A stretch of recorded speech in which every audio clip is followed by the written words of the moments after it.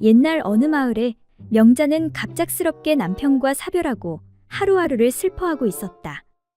그런데 49제 전날에 남편의 영혼이 명자 앞에 나타나게 되는데 임자, 날 알아보시겠소? 서방님, 이게 어떻게 된 것이요? 그동안 착하게 살아서 옥황상제가 환생하기 전에 마지막으로 임자 한번 보게 해주셨구려. 세상에 너무 보고 싶었구려. 놀라지 마시오. 딱 한 번 사람 몸 안으로 1시간 동안 들어갈 수 있으니 한 사람 골라보시게. 그게 정말이요? 그렇게 명자와 남편은 지나가는 사내를 고르기 시작하는데 저 사람은 어떻소? 실소 너무 뚱뚱하오. 그럼 저 사내는 어떻소? 실소 너무 못생겼어. 시간이 없구려. 빨리 골라야 우리가 마지막 거사를 치를 수 있다오. 그렇게 시간은 속절없이 흐르는데 임자, 이제 시간이 없소. 어서 빨리 아무나 고르시오. 저 사람은 어떻소? 실소 너무 늙었어. 걱정 없소. 자네 기술이면 80노인도 불기둥이 될 것이오. 자, 어서 물레방아갈 시간도 없으니 저기 구석의 담벼락 뒤에서 어서 빨리. 그렇게 부부는 삽시간에 마지막 거사를 치르고 남편의 영혼은 떠나가는데 그때 뒤에서 천천히 따라오던 노인의 부인이 이놈의 영감탱이가 돌았나? 백주대낮에 길에서 뭐하는 짓이오? 하니 노인이 임자 기뻐하시게 잘은 모르겠지만 이 여인이 나의 50년 된 불치병을 고쳐주었다네. 아니, 뭐라고요? 아이고, 정말 고맙습니다. 이 은혜를 어찌 갚을지 백골난망이옵니다. 그렇게 노부부는 50년 만에 뜨거운 밤을 보낼 수 있었다고 한다.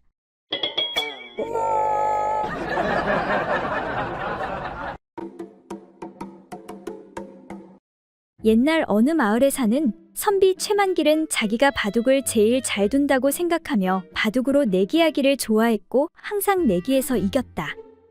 그런데 그에게는 아름다운 첩이 하나 있었는데 배를 타고 다니면서 장사하는 부자 상인이 최만길의 첩을 흠모해 바둑으로 그 첩을 빼앗을 계책을 꾸며냈다. 상인은 화려하게 장식된 아름다운 말 한 장을 하나 가지고 찾아와서 최만길에게 그것을 걸고 내기 바둑을 두자고 했다. 내 장사하며 중국서 어렵게 구한 말 한 장인데 내기 바둑 한번 어떻소이까?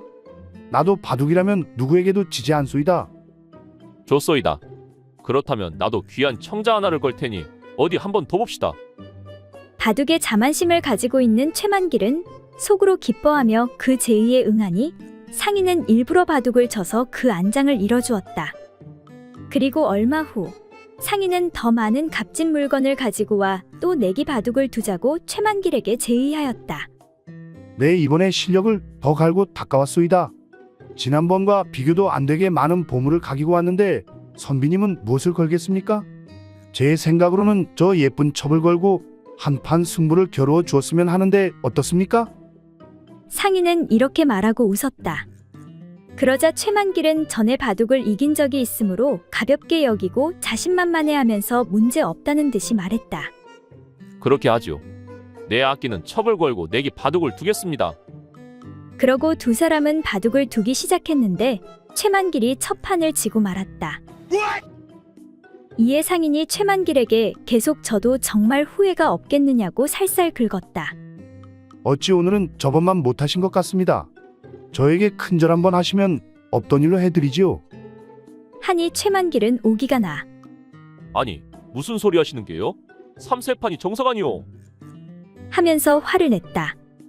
결국 두 사람은 바둑을 계속 두었는데 최만길이 3전 3패를 하고 첩을 넘겨주었다. 결국 첩은 상인의 배를 타고 울며 떠나갔다. 그리고 몇 달 후 다시 상인이 찾아왔는데 이보시오 선비님, 이번에도 내기 바둑 한번 어떻습니까? 네, 더 많은 보물과 그 첩을 데리고 왔습니다. 아니, 무슨 소리를 하는 게요? 일부러 실력을 숨기고선 나를 골탕 먹이지 않았소. 하니 상인이 난처해하며 그게 미안하게 됐소이다. 사실 내가 그 첩이 마음에 들어서 그랬는데 이제 더 이상 내가 버틸 수가 없게 됐소. 이러다 얼마 못 살고 골로 가게 생겼단 말이오. 그 첩이 옥녀도 보통 옥녀가 아니오. 허, 그렇다고 일부러 져주는 건 내 자존심이 용납하지 않소이다. 하니 부자 상인이 좋소이다. 그렇다면 바둑 둘 필요 없고 그냥 다 가지시오. 허, 그러면 곤란한데. 그럼 그냥 보물만 받으면 안 되겠소. 그렇게 상인이 급히 떠나가니 최만길은 첩과 더 많은 보물을 얻게 되었다고 한다.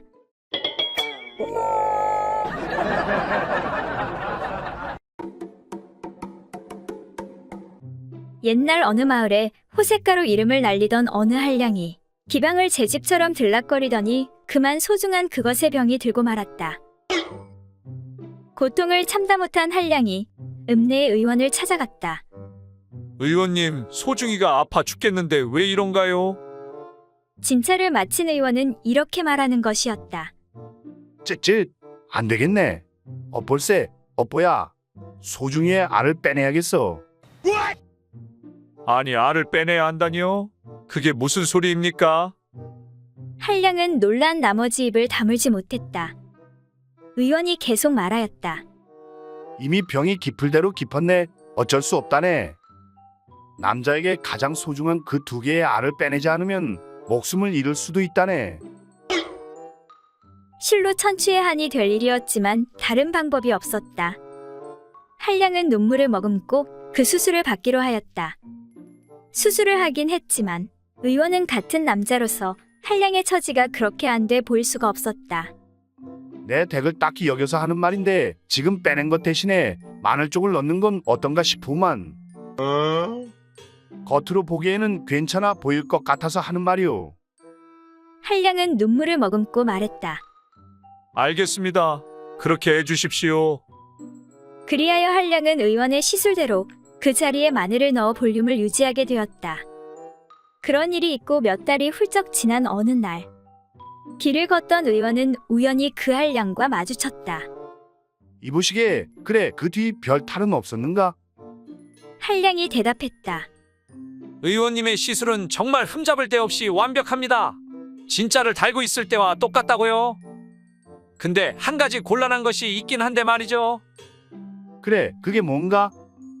의원의 질문에 한량이 대답했다. 그러니까 가끔 월양인연한테 놀러가 일을 치를 아치면 글쎄 그것이 눈이 쓰리다고 눈물을 비우듯 쏟아내지 뭡니까?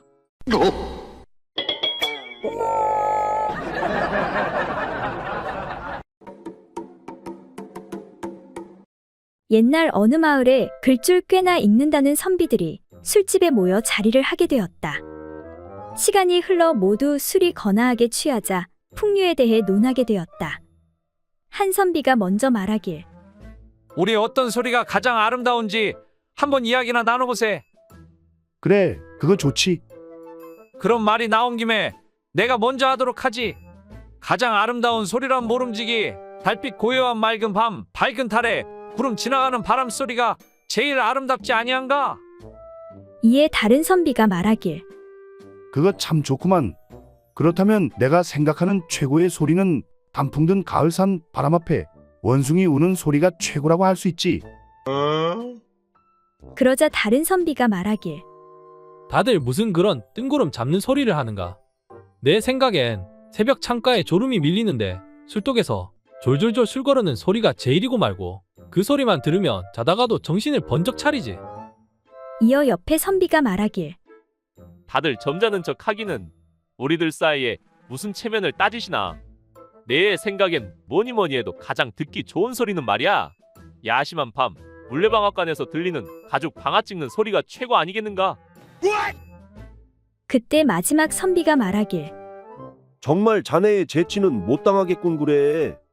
모두들 말이 다 일리가 있지만 내가 가장 좋아하는 소리는 뭐니 뭐니 해도 누가 내 대신 술값 계산해 주는 소리라네.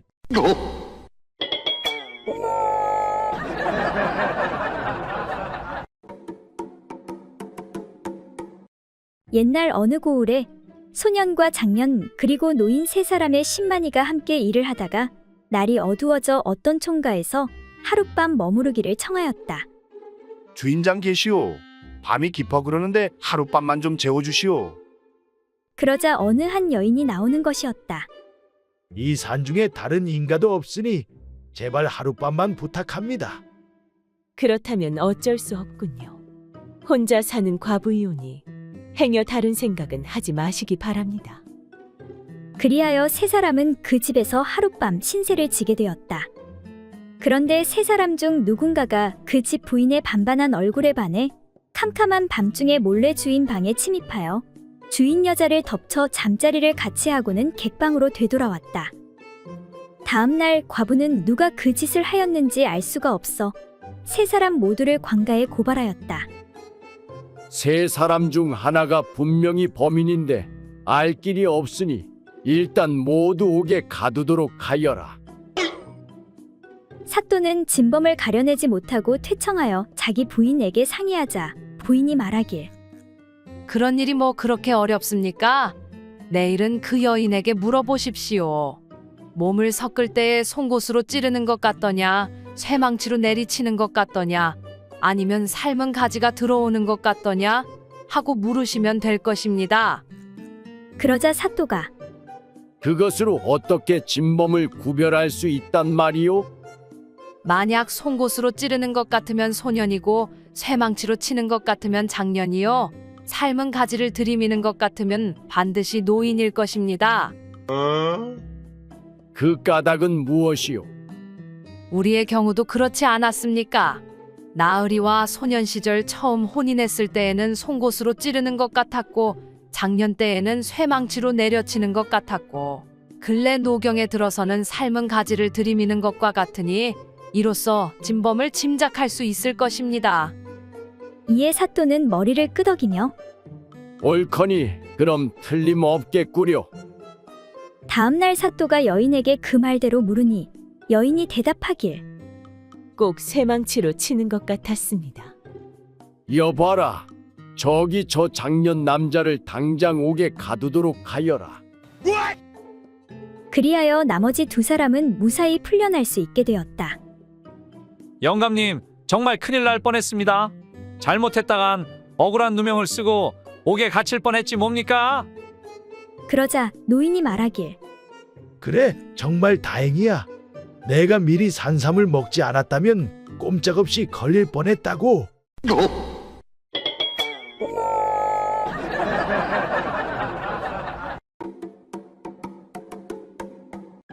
옛날 어느 마을 김대감은 자신의 첩 향월이를 아꼈다.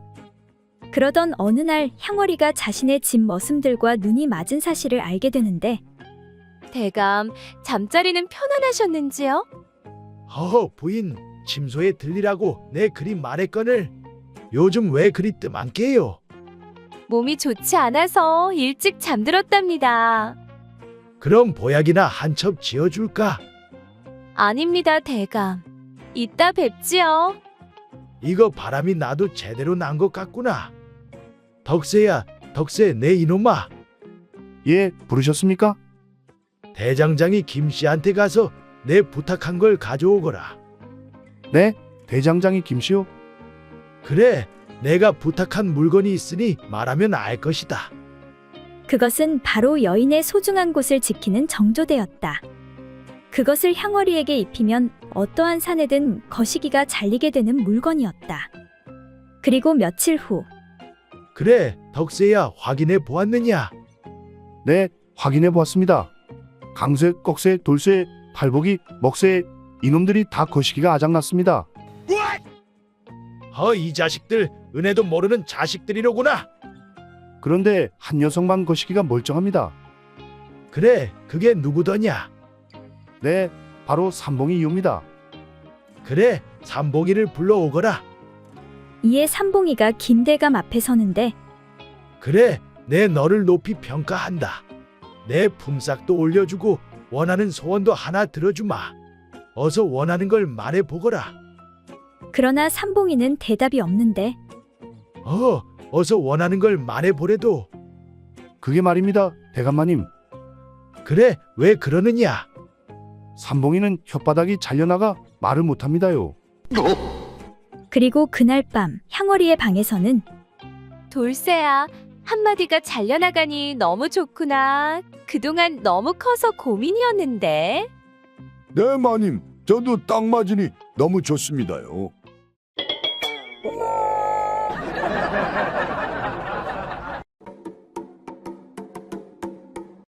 옛날 조선시대 어느 고을에 한 아름다운 여인이 살고 있었다. 그런데 그 여인은 그곳에 난 털이 심이 길어서 그 모습이 마치 말갈기와 같았다. 그래서 남편이 매번 그녀와 그 일을 할 때마다 손가락으로 털을 갈라 해친 후에야 비로소 그 일이 가능하였다. 그러던 어느 날 부부는 오랜만에 그 일을 하게 되었다. 우리 그 일을 한 지도 한참은 된 것 같은데 오랜만에 재미 좀 보자고. 남편이 평소와 같이 아내의 털을 해치다가 그만 남편의 손톱이 그녀의 그곳에 상처를 입히고 말았다. 아이고 아파라 아파. 아내는 너무나 아파서 화를 내며 두 발꿈치로 남편을 걷어차내었다. 남편은 당황하며 아내에게 괜찮냐고 물었다. 아이고 그거 참 미안하게 됐소이다. 좀 괜찮소? 그러자 아내가 말하기로 아니 당신은 다 큰 어른이 어찌 이리도 손이 서투르십니까? 하루 이틀도 아니고 할 때마다 이러니 정말 너무한 것 아니여.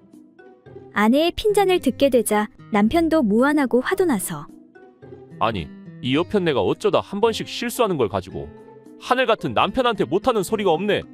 내 미안하다고 하지 않았소. 당신의 털이 보통 길어야 말이지. 뒷집 김과부랑 할 때는 털이 얼마 없어 이런 실수를 안 하는데 거참.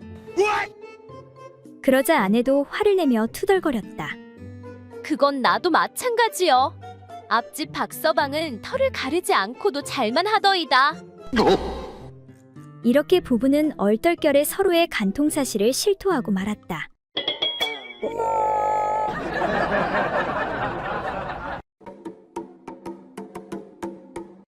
옛날 어느 고을에 어떤 남편이 부인을 관아에 끌고 와 사또에게 말했다. 사또, 이 사람이 제 마누라인데 하루가 멀다고 외간 남자와 서방질을 해대니 도저히 못 살겠습니다.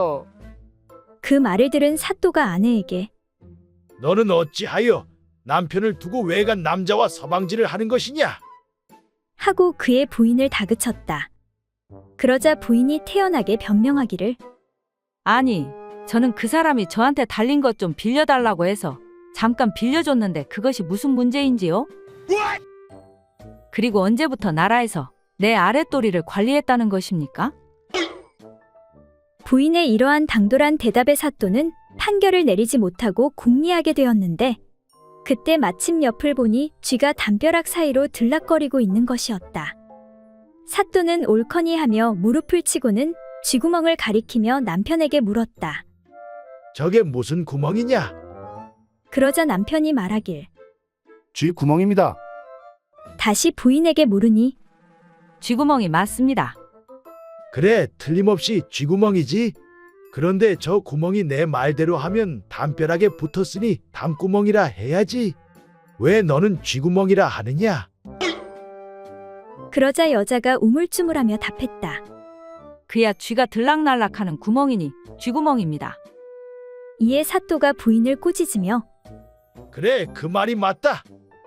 아무리 외간 남자가 너한테 붙었다 하더라도 내 것이 아니고 맨 처음 너한테 들락날락한 사람인 남편이 구멍의 주인이니 내 마음대로 하면 안 되느니라. 그러니 마음대로 서방질을 한다면 큰 벌을 받을 것이니라. 그제야 다급해진 부인은 무릎을 꿇고 잘못을 빌었다. 아이고 사또나리, 제가 잘못했습니다요. 한 번만 용서해 주십시오. 부인은 울면서 사또에게 다시 말했다. 그런데 사또나리, 한 가지 궁금한 것이 있사옵니다. 그래, 무엇이냐? 그렇다면 거시기, 똥구멍의 주인은 누구이옵니까?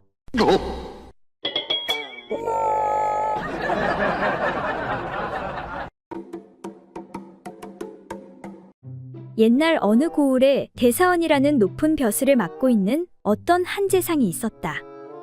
그는 대사원이 된 뒤부터 미신을 엄격히 금하는 법을 세웠다. 이제부터는 성황당이나 잡귀신에게 제사를 올리지 않도록 하여라.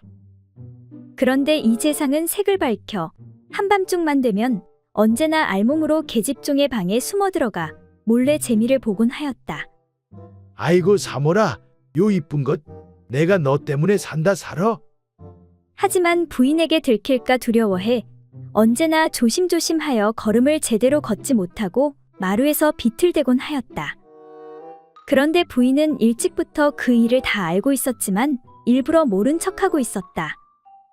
하루는 재상이 일찍 퇴근하고 집으로 돌아오는데 집안에서 구판이 크게 벌어졌는지 둥둥 복치는 소리가 저 멀리까지 들려오는 것이었다.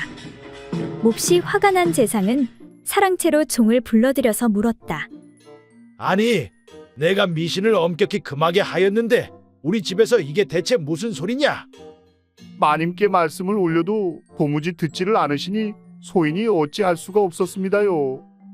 이에 더욱 화가 난 재상이 직접 가서 따졌다. 이보시오 부인, 내가 지금 미신을 엄금하라고 시키고 있는 마당에 우리 집에서 먼저 법을 어기기 시작하면 나라의 법이 어찌 지켜지겠소? 그러자 부인이 말하기를 그건 다 이유가 있습니다.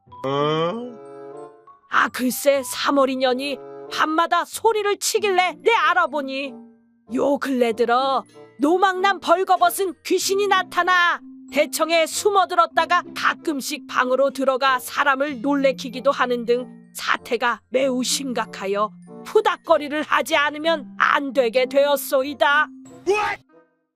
그래서 하는 수 없이 법을 어겨가면서까지 구판을 벌리게 된 것이니 당신이 이해해 주시구려. 이에 크게 부끄러운 생각이 든 재상은 군말 없이 허락해 주고 말았다.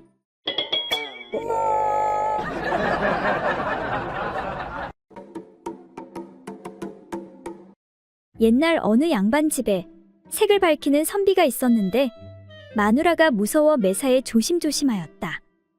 그런데 그 집에는 어떤 종 부부가 있었는데 아내인 여종 사머리는 자태가 곱고 색을 밝혀 주인 양반과 몰래 정을 통하고 있었다.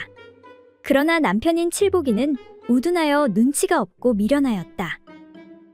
어느 날 주인 양반이 여종과 뒷동산 숲속으로 가 그곳에서 그 짓을 몰래 벌이고 있었다. 무서운 마누라한테 걸리면 피똥 쌀지 모르니 이렇게 숲에 숨어서 하면 아무도 모를 것이오. 그런데 여종과 한창 그 짓을 벌이고 있는데 느닷없이 칠복이가 나타났다. 아니, 이 일을 어찌하면 좋지? 일이 탈로 날 것을 염려한 양반은 얼른 여종의 치마를 치켜 올려 그녀의 얼굴을 가리곤 칠복이를 향해 웃으며 손을 흔들어 보였다. 그러자 칠복이는 웃으며 얼른 그 자리를 피해 주었다. 저녁 무렵 일을 마치고 돌아온 칠복이가 슬그머니 주인 양반에게 다가와 말을 걸었다. 주인어른, 아까 소인이 얼른 피해줬으니 제 눈치도 대단하지 않사옵니까? 이에 주인 양반이 말했다. 아무렴 기특하고 말고 칠복이 자네 영 미련한 줄 알았는데 다시 봤어. 만일 내가 재빨리 피해주지 않았다면 서로 얼마나 무안했겠는가. 그래서 소인이 재빨리 몸을 피했습니다요. 기특해, 아주 기특해. 주인 양반으로부터 칭찬을 들은 칠복이는 무척 기분이 좋았다. 집으로 돌아온 칠복이는 아내한테 자랑을 늘어놓았다. 여보, 낮에 주인어른이 뒷동산 숲속에서 어떤 여자랑 여차여차하고 계시지 뭔가. 그런데 내가 공연이 방해되는 건 아닌가 해서 얼른 자리를 피해 주었더니 주인어른께서 기특하다고 칭찬을 하시지 뭔가. 남편의 말을 듣고 난 사머리가 말했다. 정말 잘하셨어요. 그건 엄연히 양반네들의 일이니 절대로 발설하면 안 돼요. 바깥 사람들이 알면 큰 죄가 된단 말이에요. 그러자 칠복이가 이러는 것이었다. 이 사람아, 내가 어디 한두 살 먹은 어린애인 줄 아나? 염려 붙들어 매라고. 바깥 사람들이 알면 큰일 나니까 안방마님께만 살짝 말씀드렸네. 그리하여 그날 밤 주인 양반은 피똥을 쌌다고 한다.